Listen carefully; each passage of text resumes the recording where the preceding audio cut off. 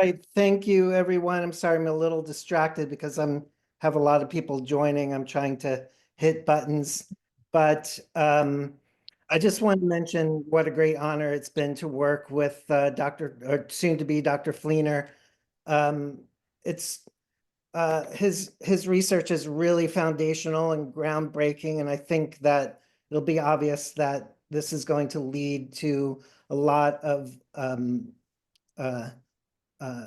innovations in the field of chaplaincy education. And I want to express a special thank you to David Fleener's research mentor, our very own George Frechette, who expertly guided David on this journey. And also a special thank you to the chairperson of our committee, Alexander Tartaglia, who's present here. And so with that, I'm going to hand it over to George, who has the honor to introduce David. Douglas, thanks so much. Friends, I just want to mention that I'm recovering from an episode of Bell's palsy, so if my face looks a little funny, that's what's happening, and I appreciate your concern. Today's a really exciting day for me and for us. It's been my pleasure to work with David on his PhD. He's worked very, very hard. And as you'll hear today, he's done very important research around chaplaincy education.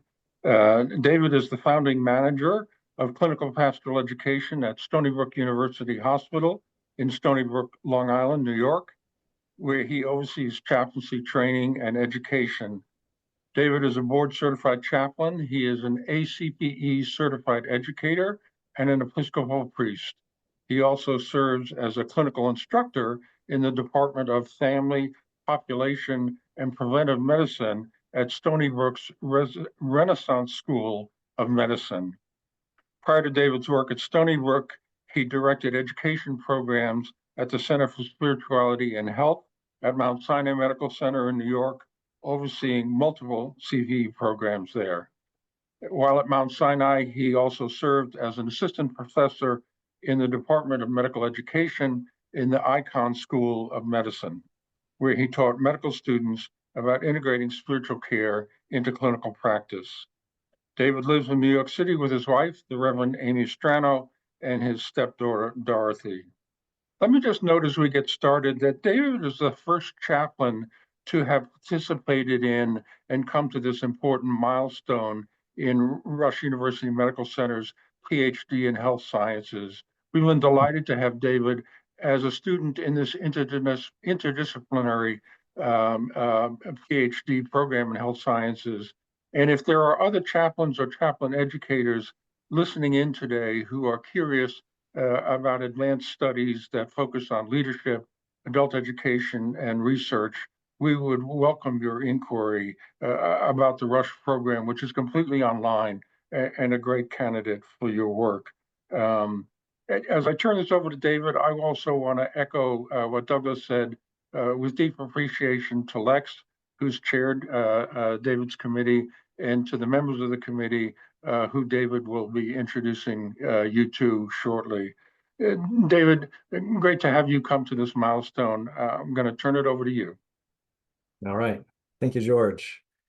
I want to begin this presentation by expressing my heartfelt gratitude to my dissertation committee. I've often said that this group is my dream team, and I'm deeply honored that each of you accepted the invitation to support me in this journey. And to George specifically, I can't thank you enough for your commitment to guiding me through this dissertation journey. Many people say that the dissertation mentor makes or breaks the PhD experience, and you absolutely made mine. So from the bottom of my heart, thank you very much. Let's see here. And of course, none of this would have been made possible without the unwavering love and support of my family, including my stepdaughter, Dorothy, and my wife, Amy. And I want to thank both of you so much as well. I have no conflicts of interest associated with this research. I'm deeply grateful to the Association for Clinical Pastoral Education for their financial support of this project through the 2023 Research and Innovation Grant, which made this work possible. The study was reviewed and deemed exempt by the Rush University IRB, I would also like to express my sincere gratitude to two additional collaborators, Dr. Beth Muehlhausen and Kate Michelle Desjardins, who played a pivotal role in helping me analyze the qualitative data for one or more of the three studies that make up this dissertation. So what is a healthcare chaplain? Let's begin at the very beginning with that question for those of you who may not be familiar. With religious and spiritual diversity on the rise in the United States, we've seen increasing diversification of the chaplaincy workforce. This is what a chaplain looks like, is a series from the Chaplaincy Innovation Lab based out of Brandeis University that underscores this point. Chaplains today come from a variety of backgrounds, which may come as a surprise to many. When many Americans of a certain generation hear the word chaplain, one name often comes to mind, Father Mulcahy, the beloved character from the hit TV show MASH, which aired during the 1970s and 1980s. A military chaplain in a medical unit, Father Mulcahy is an iconic representation of kindness, humor, and unwavering care for others, qualities that many associate with the heart of chaplaincy. Now, I had the incredible privilege of meeting William Christopher, the actor who played Father Mulcahy, at a gala honoring him shortly before his death in 2016. Interestingly, he revealed that while he wasn't a religious person himself, playing the role of Father Mulcahy gave him a deep respect for the significance of religion and spirituality in people's lives. It's uncertain whether or not he was aware of the changing religious demographics in the US at that point, but as a non-religious person, he was part of a fast-growing group of people who are now known as the religiously unaffiliated, which make up over a quarter, even 29% of the US population. There are many misconceptions about chaplains, and as someone who's worked in this field for nearly 20 years, I can tell you that misconceptions abound. These misunderstandings often shape how people perceive chaplains and interact with us, which in turn can influence the impact we are able to have within healthcare settings. Today, I want to address just three of the most common misconceptions that I encounter.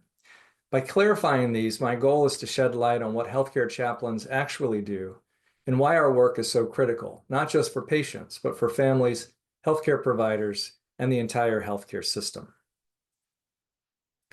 The first misconception is the belief that all healthcare chaplains are Catholic priests.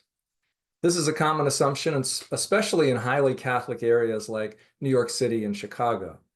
This misconception is likely influenced by popular portrayals of chaplains in media, such as Father Mulcahy, and the long-standing visibility of Catholic priests in chaplaincy roles. However, the reality is much more diverse. A 2021 study examining approximately 6,000 active chaplains found that only about a quarter identified as Catholic. And even among those, it's important to note that the study did not distinguish between lay Catholics and ordained priests, nor did it specify the context in which these chaplains served, such as prisons, the military, or other community chaplaincy settings. Therefore, while Catholic priests have certainly played and continue to play an important role in chaplaincy, they represent just one segment of a much larger and much more diverse group of professionals. In reality, healthcare chaplains come from a variety of spiritual and religious backgrounds, as well as secular and interfaith perspectives. This diversity reflects the pluralistic nature of American society and allows chaplains to meet patients and families where they are, whether they belong to a particular faith tradition, identify as spiritual but not religious, or have no spiritual framework at all. Understanding this diversity is crucial as it dispels the myth that chaplaincy is limited to one tradition or role and highlights the inclusivity that defines the modern profession. Another misconception is that healthcare chaplains are primarily associated with end-of-life care and often viewed as harbingers of death. This perception can create discomfort when chaplains enter a patient's room, as families or even patients themselves may assume that our presence means the situation is dire or that death is imminent. While it's true that chaplains play a vital role in end-of-life care, this is only one part of what we do. Research has consistently shown that chaplains are integral members of healthcare teams, supporting patients and families across the entire spectrum of care. For instance, a study published in 2024 in the Journal of Religion and Health highlighted how chaplains assist in medical decision-making, how they help patients and families process complex emotions such as grief and anxiety, and even serve as interpreters between medical professionals and the belief systems of patients and their families. Moreover, chaplains address spiritual distress, which has been shown to negatively impact health outcomes. This involves exploring a patient's sense of purpose, values, and identity in moments of crisis or illness. Beyond that, chaplains are also key in providing support to healthcare professionals, helping to alleviate burnout, moral injury, and compassion fatigue, which are widespread challenges in today's healthcare environments, especially after the pandemic. By reframing the role of chaplains as providers of holistic support, encompassing the physical, emotional, and spiritual dimensions of care, we can begin to move away from the narrow association with end-of-life care and recognize the comprehensive support chaplains offer throughout the entire patient journey. The third misconception I want to address is the belief that healthcare chaplains are unpaid volunteers who visit patients out of charity or goodwill. Now, while this image might evoke admiration, it doesn't reflect the reality of professional chaplaincy today. As of 2019, 80% of acute care hospitals in the US had a dedicated spiritual care department.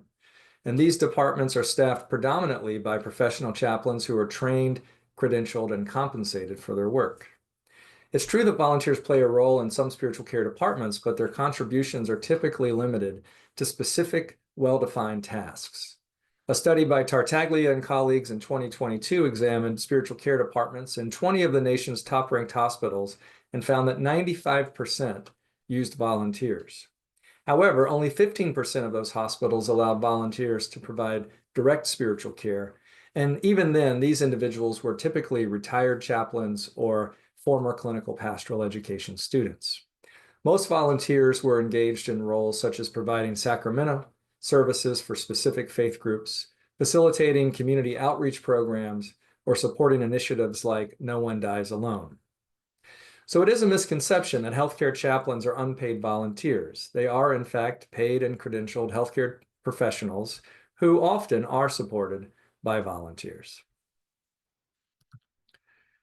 So what really is a healthcare chaplain?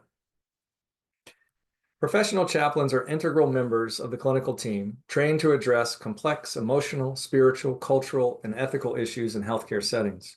Their work requires a high level of expertise and specialization, which includes completing advanced training. The presence of healthcare chaplains in the US has been steadily increasing, particularly within adult acute care hospitals. So let's look at this data for a moment. In 2010, 74% of adult acute care hospitals in the US had a dedicated spiritual care department. In 2015, that number increased to 77%, and by 2019, it reached 80%. This upward trend highlights that more hospitals are recognizing the importance of holistic care. While the percentage of hospitals with spiritual care departments is growing, it's important to note that the total number of healthcare chaplains in the US remains incredibly small compared to other healthcare professions.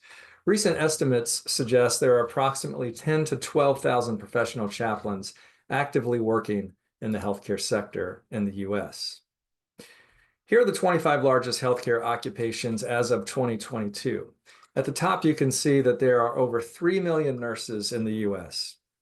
At the bottom, you can see the bottom 5 professions range in size from 141,000 dietitians and nutritionists to 149,000 occupational therapists.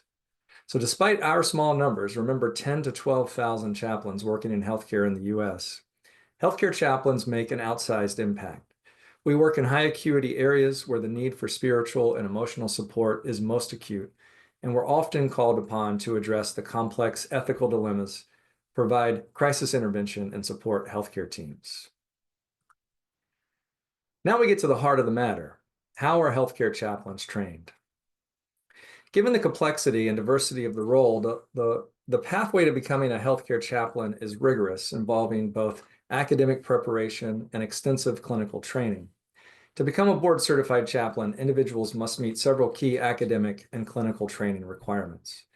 Historically, most healthcare chaplains have attended a theological seminary or divinity school to earn a Master of Divinity, which is a graduate theological degree typically requiring 3 years of full-time study. This degree has long been considered the gold standard for chaplaincy. However, in recognition of the growing religious and spiritual diversity in the U.S., chaplaincy certifying bodies have made a significant change to this requirement within the last several years. Today, there is no single standard academic degree required for certification. While many chaplains still pursue the MDiv, others now earn degrees in other fields that are related, such as philosophy or psychology, and add on additional coursework to what may be found in an MDiv related to sacred texts, history of religious traditions, and so on. This flexibility allows individuals from a variety of faith traditions or no faith tradition at all to pursue chaplaincy certification. In addition to academic training, aspiring chaplains must complete 4 units of clinical pastoral education, which is a total of 1,600 hours of supervised clinical training. And CPE is a hands-on, experiential learning process that takes place in many settings, with most, but not all, occurring in healthcare. Chaplains in training engage directly with patients, families, and staff, developing the skills needed to provide spiritual care in real-world situations. They receive feedback and mentorship from certified CPE educators like myself, who guide them in reflecting on their experiences, deepening their self-awareness, and improving their spiritual care skills. Often, CPE is completed as part of a chaplaincy residency program within a hospital, similar to other residencies. But there are also non-residential programs that allow for more flexible learning opportunities. Regardless of the setting, the goal of CPE is to help chaplains develop the skills, emotional intelligence, and cultural humility needed to navigate the complex healthcare environment that they find themselves in. The current state of affairs in healthcare chaplaincy education is as follows. Chaplaincy education programs in theological schools have proliferated. Cadge and colleagues studied 21 theological seminaries that offered chaplaincy-focused graduate degrees and found substantial growth from 1994 to 2016, as you can see here. Interestingly, Cadge and colleagues mentioned that the Pentecostal Theological Seminary, where I earned my Master of Divinity in 1999, is the oldest specialized chaplaincy program integrated within graduate theological education, dating back to 1988. Now, moving on, it's well known that there's no consensus about what chaplains need to learn. Cadge and colleagues conducted interviews with 21 theological educators from theological schools and 19 CPE educators from CPE residencies who train aspiring healthcare chaplains. They found that these two groups rarely collaborated in educating future chaplains and did not agree on what students should learn. Similarly, Clevenger and colleagues, using the same sample of 19 CPE educators, found no consensus among clinical pastoral educators themselves about the essential learning outcomes for chaplaincy students. In short, there's no consensus among clinical educators, nor is there agreement between clinical and academic educators. With all of this in mind, several key leaders in the field have called for educational reform, challenging traditional approaches to chaplaincy training and urging bold, innovative changes. At the 2012 Association of Professional Chaplains Conference, sociologist Wendy Cadge encouraged leaders to think radically about how chaplains are trained. She said, "I don't think tweaking or revising the standards will work this time, and I want to encourage you to think about how you would design an educational program for chaplains if you were doing so from scratch. I'll be surprised if you come up with the model you have now." Cadge's statement highlighted the need to move beyond incremental adjustments and instead reimagine chaplaincy education from the ground up. In 2015, Fichette and colleagues proposed a bold idea, relocating chaplaincy training from theological seminaries to large academic medical centers. They argued that this shift would allow for better integration of academic and clinical education, bridging the gap between the classroom and real-world healthcare settings. As I took a deep dive into the literature and reflected on my experience as a clinical pastoral educator, 3 key issues emerged that explain what's not working in healthcare chaplaincy education. The academic and clinical education is fragmented. There's a significant disconnect between the academic training students receive in theological schools and the clinical training they undergo in CPE residencies and other programs. These two components often operate independently, with little collaboration or integration, leaving students to bridge the gap themselves. Academic and clinical education is not solely focused on the healthcare context. Students often learn generalized approaches to chaplaincy that are not specific to the unique challenges of healthcare settings. While broad chaplaincy skills are important, they don't fully prepare students to address the complexities of spiritual care in healthcare environments. And what chaplaincy students learn varies and is not standardized. Without clear standardized learning outcomes, what chaplaincy students learn can differ significantly from one program to the next. This lack of consistency means that the quality and focus of chaplaincy education depends heavily on the individual program or the educator, which can lead to uneven preparation for professional practice. Together, these three issues highlight critical gaps in the current system and underscore the need to transform healthcare chaplaincy education. So what did I do to study this situation? Recognizing the gaps and challenges in healthcare chaplaincy education, I designed a series of studies to investigate these issues and gather insights from key stakeholders. In the first study, I sought to identify the strengths and weaknesses of current chaplaincy education as perceived by early career healthcare chaplains. These individuals, having recently transitioned from training to professional practice, are uniquely positioned to reflect on how well their education prepared them for the realities of healthcare chaplaincy. For the second study, I focused on the perspectives of healthcare chaplaincy hiring managers, those responsible for recruiting and hiring entry-level chaplains. My aim was to understand what knowledge, skills, and attitudes they believe are most important for entry-level generalist healthcare chaplains to possess. These insights are invaluable for aligning educational outcomes with workplace expectations. In the third study, I sought to determine if expert consensus could be reached on curriculum standards for comprehensive healthcare chaplaincy education programs. By bringing together a panel of experts through a Delphi study, I aimed to establish a set of agreed-upon standards that could serve as a foundation for more consistent and effective training. Together, these studies were designed to address critical gaps in our understanding of healthcare chaplaincy education and to provide a roadmap for transformation that reflects the needs of educators and practitioners. So what did I find through these studies? For this study, I surveyed 288 early career healthcare chaplains using a REDCap survey that included multiple choice questions, Likert scale ratings, and open-ended responses. The survey covered various aspects of chaplaincy education and practice, focusing on both academic and clinical training.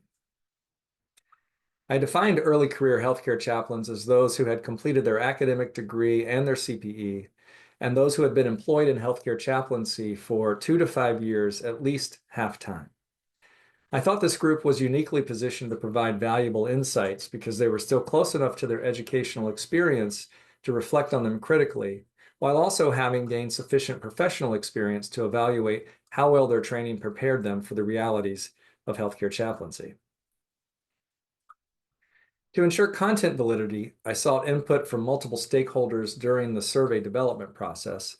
Specifically, 2 focus groups of early career healthcare chaplains reviewed the survey and provided structured feedback on the clarity, relevance, and scope of the questions. Their insights led to changes that improved the survey's ability to gather meaningful data while ensuring that the length and complexity remained manageable for participants.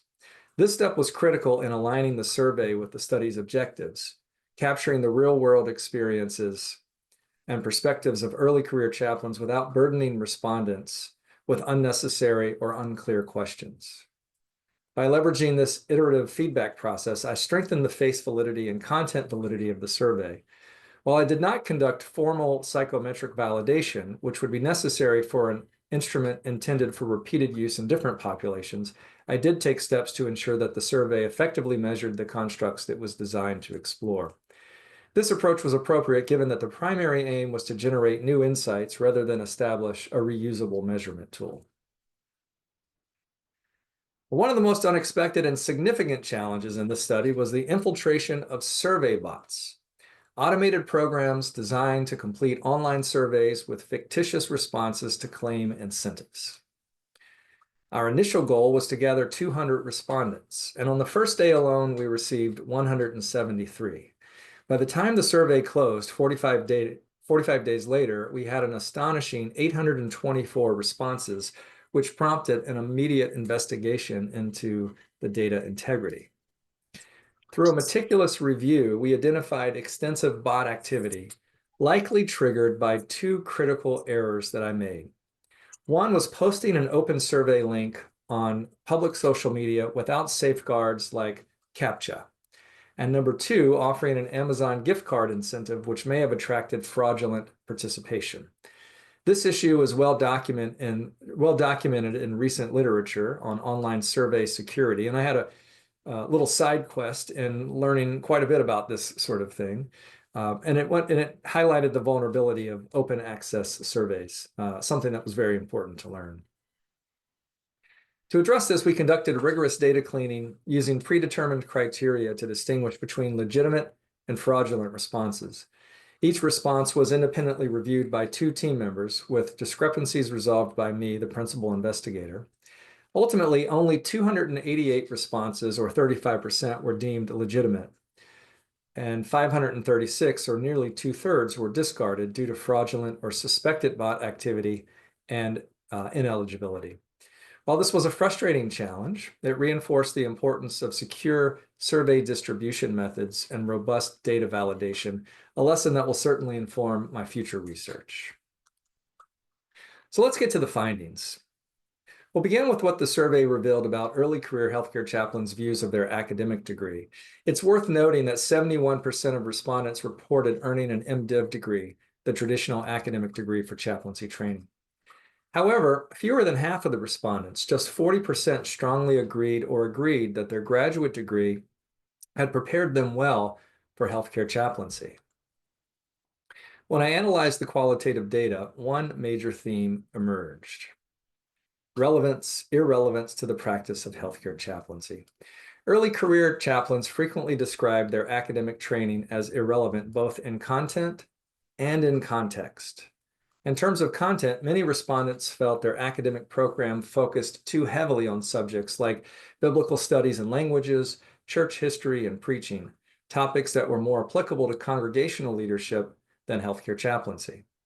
On the other hand, they identified certain courses as particularly relevant, including pastoral care and counseling, ethics, and cultural diversity world religions courses.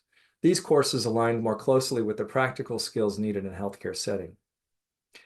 In terms of context, the academic programs also tended to emphasize congregational leadership, often in Christian communities, rather than preparing chaplains to function effectively in pluralistic healthcare contexts. Respondents noted that they learned little to nothing about how hospitals work, how to navigate healthcare systems, or how to function as part of an interprofessional team. Here's a quote from one participant that encapsulates this theme. This respondent said, "I completed an MDiv, so there are a lot of classes in there that are not necessarily relevant. I also received my education from a Christian seminary. That education is important for formation, but not always relevant specifically for spiritual care work." These findings highlight a significant gap between the academic preparation chaplains receive and the realities of professional practice. While theological education may provide important spiritual and personal formation, its content and context often fall short in equipping chaplains for the complexities of healthcare chaplaincy. So let's turn to CPE and what we learned about early career chaplains' views of their clinical pastoral education experiences. Overall, early career chaplains expressed a strong appreciation for their CPE experience. A significant 85% of respondents strongly agreed that CPE prepared them well for their roles as healthcare chaplains. This high level of endorsement underscores the value of CPE as a critical component of chaplaincy training. When we break this down further, specific strengths and areas of improvement become clearer. Two key strengths were evident. An impressive 93% of respondents highly endorsed CPE for its role in increasing their self-awareness and improving their spiritual care skills. However, there were areas where CPE received lower levels of endorsement, raising concerns about gaps in its curriculum. Only 74% of respondents strongly agreed that CPE taught them knowledge and skills in the behavioral sciences and with groups and organizations. Only 71% indicated that they gained adequate training in ethics during CPE. Performing public rituals and research literacy saw even lower endorsement, with just 49% of respondents agreeing that CPE prepared them adequately in these domains. These lower ratings suggest that while CPE excels in certain aspects of chaplaincy training, there is more work to be done to strengthen its focus on these other critical areas. These findings suggest that while CPE is highly effective in developing self-awareness and spiritual care skills, it must evolve to address gaps in other essential competencies. But now we turn to the second study, where I interviewed 16 healthcare chaplaincy hiring managers. My aim was to understand what knowledge, skills, and attitudes they prioritize when interviewing and hiring chaplains for their teams. To understand the hiring practices for healthcare chaplains, I used purposive sampling to recruit healthcare chaplaincy hiring managers with direct experience in the selection and hiring process. This approach ensured that my participants could provide detailed, context-rich insights relevant to the research questions. Data collection involved semi-structured interviews conducted via Zoom lasting between 30 and 60 minutes. I refined the interview guide through a pilot test with 2 ineligible hiring managers, allowing for adjustments before full implementation. Interviews explored what hiring managers look for in chaplain candidates, including knowledge, skills, attitudes, and board certification preferences, as well as budget constraints and diversity considerations that influence hiring decisions. Follow-up questions helped clarify and expand responses, ensuring a deeper understanding of the factors guiding hiring decisions. Interviews were video and audio recorded, transcribed verbatim, and reviewed for accuracy. Personally identifiable information was redacted before coding to maintain confidentiality. I used Atlas TI qualitative analysis software for data organization and analysis.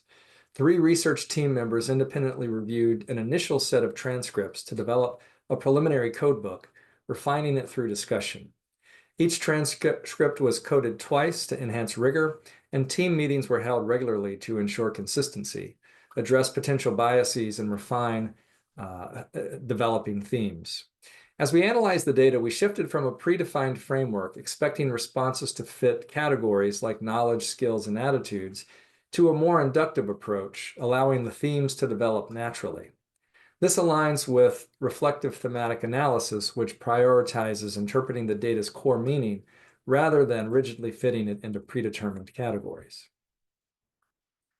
By engaging in ongoing discussions, reflexivity, and iterative coding, we ensured that our findings were trustworthy, well supported by data, and reflective of real-world hiring practices.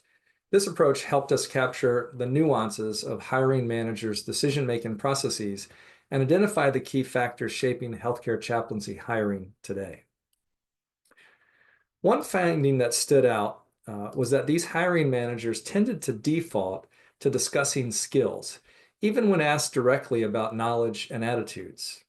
This suggests a strong focus on finding candidates who are ready to get the job done. Chaplains who can step into their roles and provide effective spiritual care in a fast-paced healthcare environment. This emphasis highlights the importance of practical, job-ready competencies over abstract knowledge or theoretical understanding. Using reflective thematic analysis, I developed 9 key themes that encapsulate what hiring managers are looking for in healthcare chaplains. Interpersonal skills, the ability to build rapport and connect meaningfully with patients, families, and staff. Teamwork, the capacity to work collaboratively as part of an interdisciplinary healthcare team and to work well within a spiritual care department. Knowledge of family and group dynamics was important, and they understood this as an understanding of how to navigate and address complex relational situations in healthcare settings that involve families, groups, and teams. Number 4, understanding of the healthcare system. Familiarity with how hospitals operate and how to function effectively within their structures. Something, as you may recall, that the early career healthcare chaplains said they learned little, if anything, about in their academic programs. Professionalism, in which chaplains are able to demonstrate maturity, reliability, and appropriate boundaries. Proficiency in spiritual assessment was noteworthy, the ability to assess and address patients' spiritual needs in a healthcare context. Effective communication was an important theme.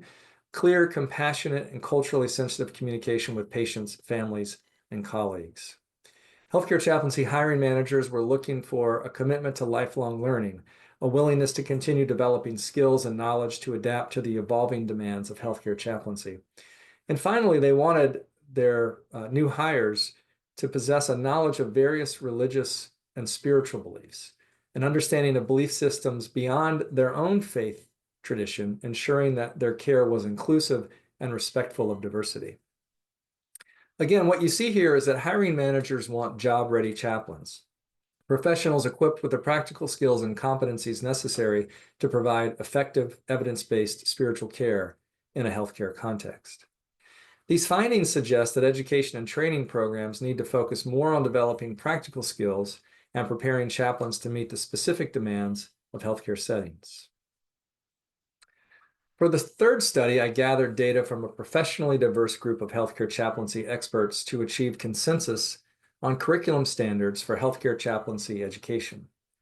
To do so, I used a modified E-Delphi method, a structured, iterative process designed to gather expert opinions and move toward consensus through multiple rounds of surveys. The Delphi method, first developed in the 1950s by the Rand Corporation, was originally used to forecast future trends and inform military strategy. Over time, it's been widely adopted in healthcare, education, and policy development as a tool for refining professional standards and best practices, particularly when empirical evidence is limited or fragmented. The method allows experts to contribute anonymously, which reduces the influence of dominant voices and encourages independent reflection. A modified E-Delphi approach, as used in this study, differs from the traditional Delphi method in several key ways. First, it leverages electronic surveys, eliminating the need for in-person meetings and allowing for broader geographic representation. Second, while the traditional Delphi method continues rounds until consensus is reached, a modified version typically limits the number of rounds in advance, in this case to 3 rounds, to balance rigor with participant burden. And finally, the study incorporated qualitative feedback analysis alongside quantitative measures, enabling a deeper understanding of expert reasoning behind their rankings and responses. This approach ensured that curriculum standards for healthcare chaplaincy education were developed with careful deliberation, integrating both structured agreement and rich context-driven insights. So I recruited 19 healthcare chaplaincy experts from 4 professional groups: board-certified healthcare chaplains with at least 10 years of experience in healthcare chaplaincy, clinical pastoral educators with at least 10 years experience in healthcare, theological educators who had taught in healthcare chaplaincy concentration or degree programs for at least 3 years, and thought leaders in the field.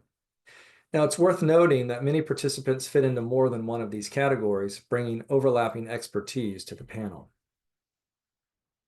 The Delphi process involved 3 rounds of surveys, which I administered electronically using REDCap. Participants were asked to rate 78 knowledge and skills competencies as part of their evaluation.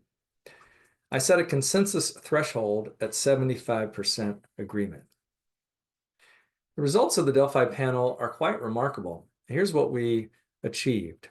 All 8 broad domains achieved consensus with agreement levels of 88 to 91% or higher for their names. And I'll show you these in just a minute.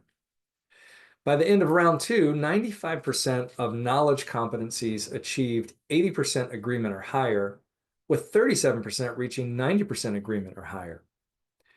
95% of skill competencies achieved 80% agreement or higher, with 78% reaching 90% agreement or higher. These results reflect a high-level agreement among panelists from diverse professional backgrounds. The ability to achieve consensus at this level underscores the shared vision for what chaplains need to know and be able to do to succeed in healthcare contexts. And here are the 8 domains. What's remarkable about these results is that this is the first ever set of curriculum standards developed specifically for healthcare chaplaincy education, inclusive of academic and clinical training. And despite coming from varied professional backgrounds, the panelists were able to align on a comprehensive set of domains and knowledge and skill competencies essential for training healthcare chaplains. The 8 domains each include a curriculum standard composed of knowledge and skill competencies. And while I won't go into detail about these here, they are fully outlined in the manuscript for those who want to explore that further.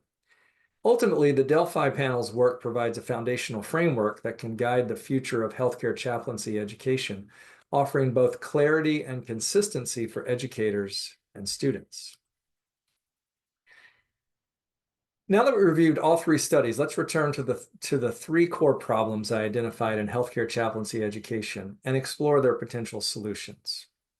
First, healthcare chaplaincy education is currently fragmented, meaning the academic and clinical education systems, theological seminaries, and CPE programs operate independently. They don't collaborate in the same integrated way as other health-related education programs, such as medicine or nursing. A solution is to redesign healthcare chaplaincy education so that academic and clinical programs work together in a fully integrated manner. By aligning their goals, curricula, and processes, these programs can function hand in glove, ensuring students receive an integrated educational experience. Second, healthcare chaplaincy education is often generalized, focusing on general ministry training that is typically geared towards Christian congregational contexts. On the academic side, theological seminaries may offer some chaplaincy-specific courses, but they often cover chaplaincy across various contexts, not exclusively with a focus on healthcare. On the clinical side, while most CPE training does occur in healthcare settings, some CPE educators do not see their primary role as training healthcare chaplains. A solution is to develop an educational system that specializes in healthcare chaplaincy, where both academic and clinical components focus explicitly on the knowledge, skills, and attitudes required to prepare students for healthcare contexts. This specialization would ensure that inspiring chaplains are equipped to meet the unique challenges of working in a healthcare environment. And third, healthcare chaplaincy education is highly variable, with no standardized curriculum for either the academic or clinical components of the training. As a result, the quality and content of chaplaincy education can vary significantly between programs, leaving graduates with inconsistent preparation for their roles. A solution is to adopt the curriculum standards developed in the 3rd study by the Delphi panel. These standards provide a structured and comprehensive framework for both academic and clinical education, ensuring that chaplaincy students are consistently trained in the core competencies needed to succeed as a healthcare chaplain. So by addressing fragmentation with integration, generalization with specialization, and variation with standardization, we can create a robust and cohesive educational system that prepares chaplains to thrive in healthcare. Having identified the problems in healthcare chaplaincy education and explored potential solutions, the question now is, how do we fix it? In the next few slides, I'll present 3 ideas for transforming healthcare chaplaincy education that include establishing a new accrediting body, strengthening and redesigning existing academic degrees, and creating new degrees specifically designed for healthcare chaplains. So one idea is to establish a new accrediting body that would oversee healthcare chaplaincy education. Such a body could set standards and hold academic and clinical education programs accountable for meeting those standards. Currently, no accrediting body exists specifically for healthcare chaplaincy education. Instead, we have 2 excellent accrediting bodies, the Association of Theological Schools, which accredits graduate theological degrees, and the Association for Clinical Pastoral Education, which accredits CPE programs.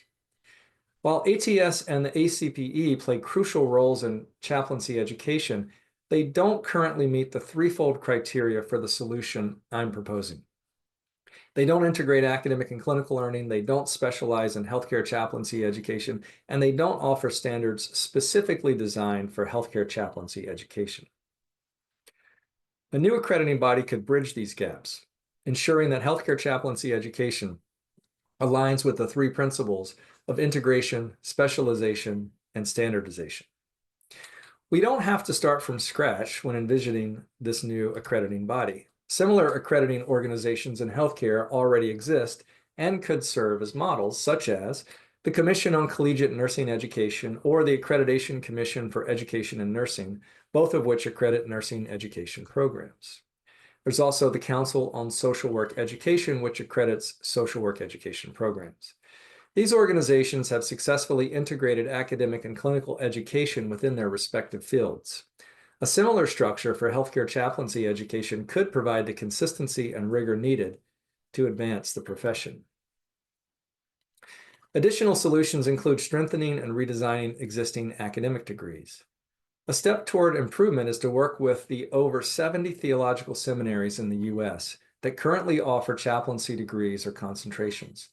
The most practical path forward is to strengthen and redesign these programs to align with the three principles of integration, specialization, and standardization. This would require significant collaboration with seminaries to redesign existing degrees or create new ones focused specifically on healthcare chaplaincy. Now, there are clearly some hurdles that come with this suggestion. One is career uncertainty. Many students don't know they want to become healthcare chaplains when they enter seminary. For example, I went to seminary intending to become a congregational leader. I knew nothing about chaplaincy until I took CPE, a requirement at the Pentecostal Theological Seminary, and that's where I fell in love with healthcare chaplaincy. A second hurdle is financial viability. Seminaries may question whether there would be enough students to justify degrees or concentrations exclusively focused on healthcare chaplaincy. Making the fiscal case for specialization would require thoughtful planning and partnerships. Another solution is to create a new degree that fully integrates academic and clinical education, is specialized in healthcare chaplaincy, and is guided by the evidence-based curriculum standards of the third study. Building on Fichette's suggestion, this degree could be housed within academic medical centers and offered by schools of health professions. This structure would allow students to benefit from an interdisciplinary learning environment while gaining hands-on clinical experience in healthcare settings. Together, these solutions, establishing a new accrediting body, redesigning existing degrees, and creating a new integrated degree, represent a roadmap for transforming healthcare chaplaincy education. And this takes us back to the question, what really is a healthcare chaplain? This time I want to go beyond the traditional definitions and consider a potential paradigm shift, one that redefines how we view the identity and role of healthcare chaplains in the modern healthcare landscape.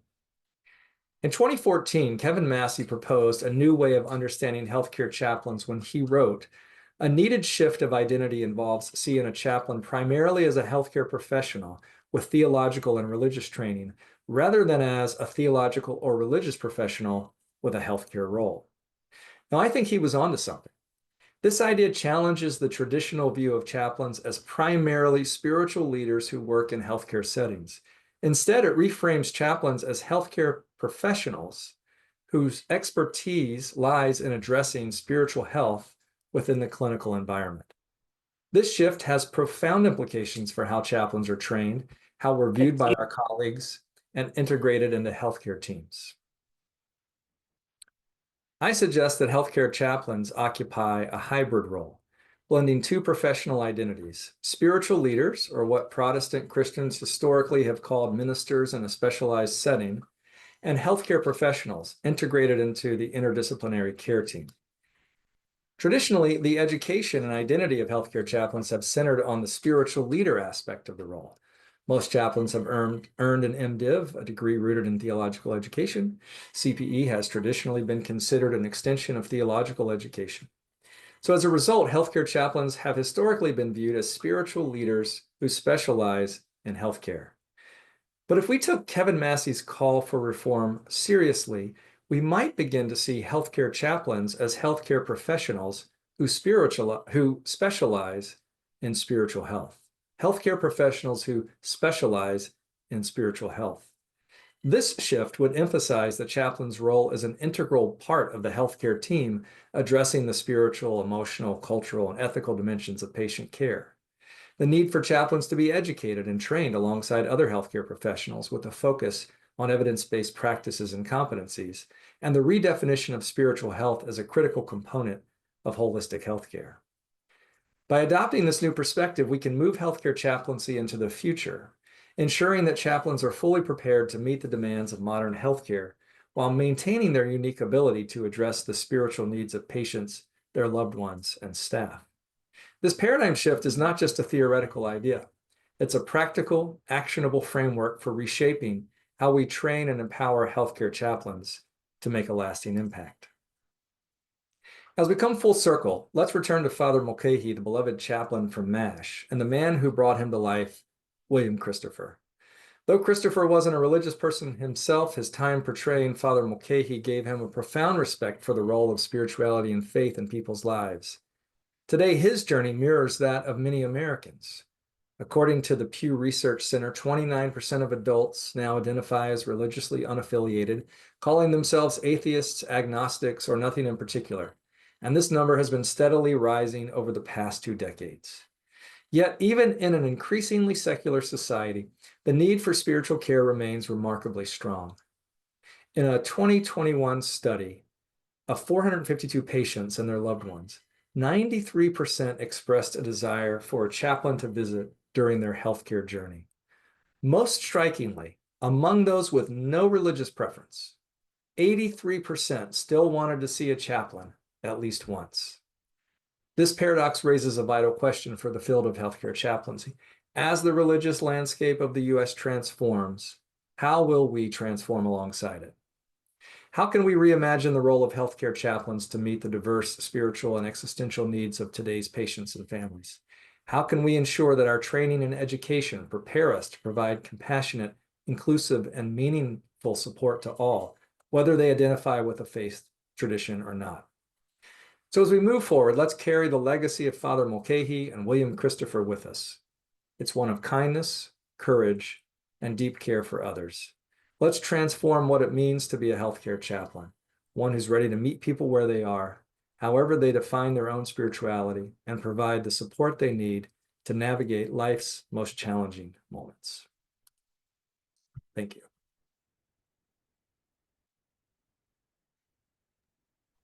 Thank you, David. Thank you, thank you, thank you. Well done. We have, just to kind of preview what happens, we have a little less than 10 minutes for questions from the public. At the top of the hour, we're going to ask the public to sign off, and David and his dissertation committee are going to go into executive session to kind of make final decision here today. But Douglas, I think we have 5-7 minutes for questions from the public for David. Yeah, please, if someone would like to unmute themselves and ask a question or make a comment, please feel free. This is Marilyn Barnes. Thank you for the opportunity. David, thank you so very much for your research. It is needed and very timely, and I look forward to reading your manuscript and appreciate all of your work thus far. And I really appreciate the areas of integration, specialization, and standardization. I'm aligned with you. So you shared that there are 10 to 12,000 healthcare chaplains in the U.S., and I'm interested in reading more about that and where they're practicing geographically. So if you can either answer me now or shoot me an email. That's an interesting question. Yeah, the research that I read, I don't think broke it down in that way. So I don't have a ready answer. But I know our colleague, Kelsey White, has done a couple of papers that might have some, and I think you were part of that paper too, Marilyn. So there might be some interesting information in there I could go look back at and see if I can find that out. I'm curious if you have, it's okay for me to ask a question. Marilyn, was there a certain hypothesis you have about that, the geographic distribution of chaplains? So as you know, we have proposed a new degree, and as we're preparing to move forward, hoping for approval, to be able to say that we would be training chaplains because there are 100,000 chaplains in the Mid-Atlantic region, and this would be a hub, would be very valuable information. So that's why I asked the question. Thanks, David. Thank you. And thank you for your work. You're standing on the shoulders of Lex and that great work at VCU, which was a real inspiration for the research I did. So thank you. Absolutely. Thank you.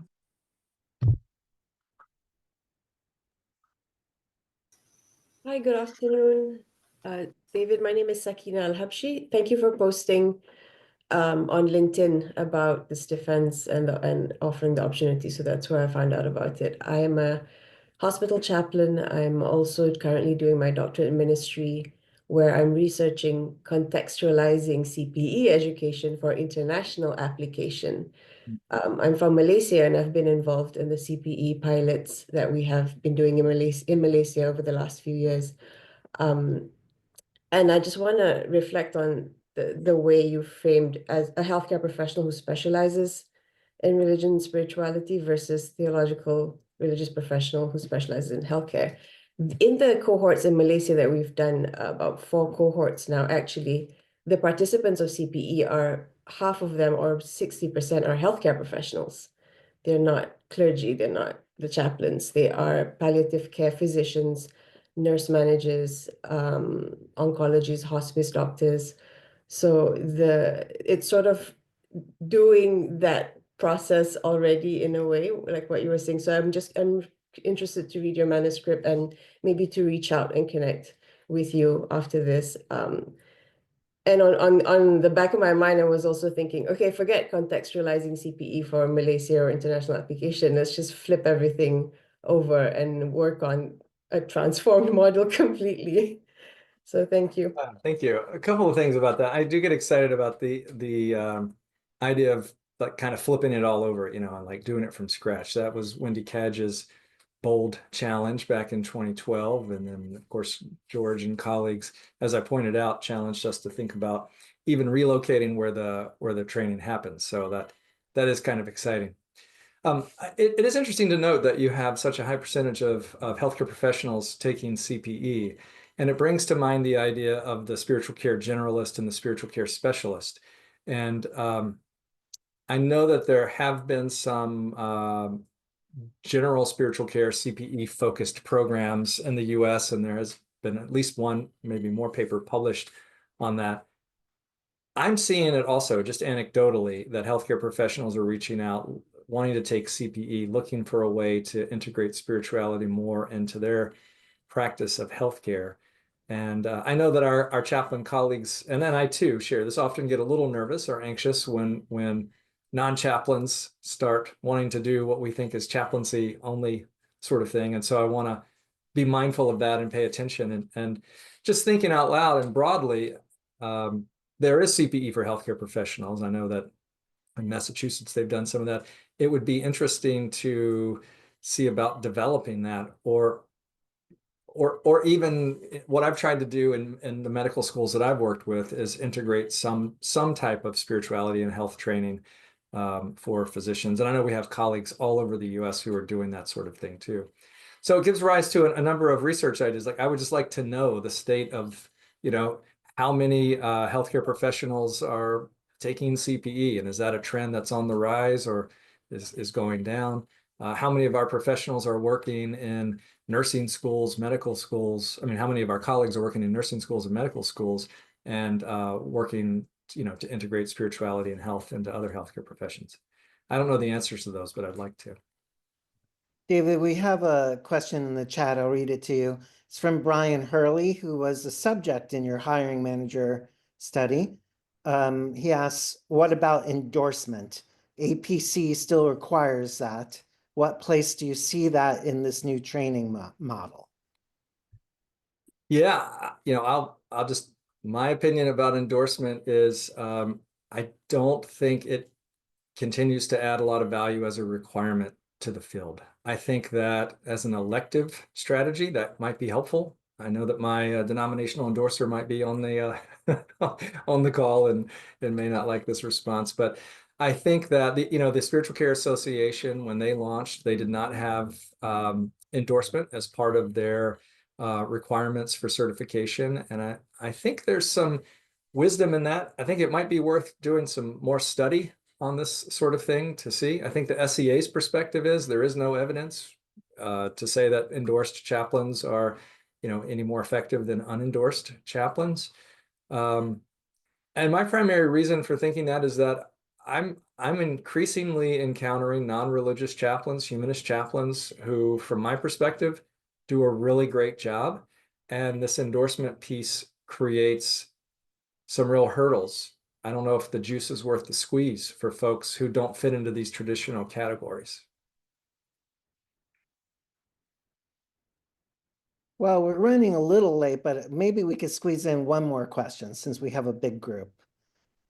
Someone please go ahead and unmute yourself if you would like to. I'm an Australian, and I'm very interested in the importance of observation by supervisors, observation by chaplains. And in Australia, we have this Indigenous culture that was taken over by colonialism, but the Indigenous culture are teaching us that the importance of deep listening. They call it dadiri listening.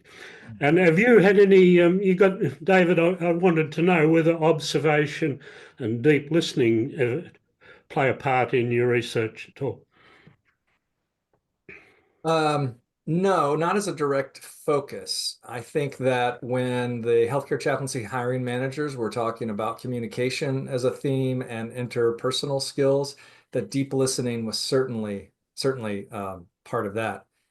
And then observation is an interesting, tangential line of research to my research. But I think Marilyn and Lex and some others have done some studies on using simulated patients, and I think I did come across another study about the observation of chaplaincy students, whether, live observation, whether it's by staff chaplains or by CPE educators.